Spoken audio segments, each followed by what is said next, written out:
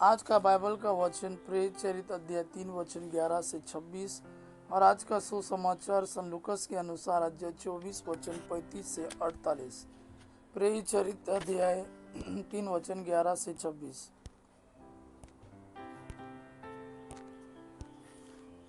वह मनुष्य पेतरुस और यूहन्ना के साथ लगा हुआ था, इसलिए सब लोग आश्चर्यचकित होकर सुलेमान नामक मंडप में उनके पास दौड़े आए।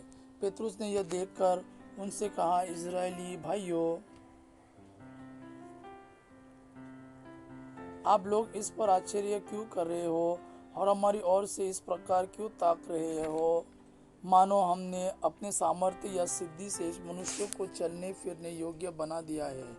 इब्राहिम, इसहाक और याकूब के ईश्वर ने, हमारे पूर्वजों के ईश्वर ने अपने सेवक इसहाक को महिमान्वित किया है। आप लोगों ने उन्हें पिलातुस के हवाले कर दिया और जब पिलातुस उन्हें छोड़ देने का निर्णय कर चुका था तो आप लोगों ने उन्हें अस्वीकार किया। आप लोगों ने संत तथा धर्मात्मा को अस्वीकार कर हत्यारे की रिहाई की मांग की। जीवन के अधिपति को आप लोगों ने मार डाला, किंतु ईश्वर ने उन्हें मृतकों में से जिलाया। हम इस बात के साक्षी है।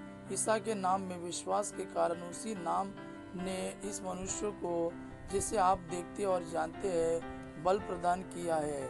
उसी विश्वास ने इसे आप सबों के सामने पूर्ण रूप से स्वस्थ किया है। भाइयों, मैं जानता हूँ कि आप लोग और आपके शासक भी यह नहीं जानते थे कि वे क्या कर रहे हैं। ईश्वर ने इस प्रकार अपना वह कथन पूरा किया जिसके अनुसार उसके मसीह को दुख भोगना था और जिसे उसने सब नबियों के मुख से घोषित किया था। आप लोग पश्चाताप करें और ईश्वर के पास लौट आए, जिससे आपके पाप मिट जाए और प्रभु आपको विश्रांति का समय प्रदान करे। तब वह पूर्व निर्धारित मसीह को अर्थात ईसा को आप लोगों के पास भेजेगा। यह आवश्यक है कि वह उस विश्वव्यापी पुनरुद्धार के समय तक स्वर्ग में रहे, जिसके विषय में ईश्वर प्राचीन काल से अपने पवित्र नबियों के मुख से बोला। मूसा ने तो कहा, प्रभु ईश्वर तुम्हारे भाइयों में से तुम्हारे लिए मुझ जैसा एक नबी उत्पन्न करेगा। वो जो कुछ तुम लोगों से कहेगा तुम उस पर ध्यान देना। जो उस नबी की बात नहीं सुनेगा वो प्रजा में से निकाल दिया जाएगा। सामुएल और सभी परवर्ती नबियों ने इन दिनों की भविष्यवाणी की है। आप लोग नबियों की संतति और उस विधान के भागीदार है जिसे ईश्वर ने आपके पूर्वजों के लिए उस समय निर्धारित किया, जब उसने इब्राहिम से कहा, तुम्हारी संतति द्वारा पृथ्वी भर के वंश आशीर्वाद प्राप्त करेंगे। ईश्वर ने सबसे पहले आप लोगों के लिए अपने पुत्र इसहाक को पुनर्जीवित किया और आपके पास भेजा, जिससे वह आप लोगों में हर एक को कुमार्ग से विमुख कर आशीर्वाद प्रदान करे।